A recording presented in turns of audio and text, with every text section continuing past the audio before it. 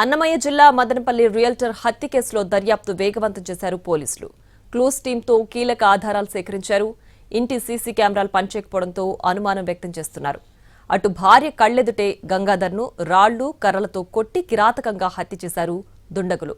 Madanapalle bypass Ramatulasamma కళ్యాణ మండపం సమీపంలో ఘటన చోటు చేసుకుంది. ఇక కుటుంబ సభ్యులను విచారిస్తున్నారు పోలీసులు.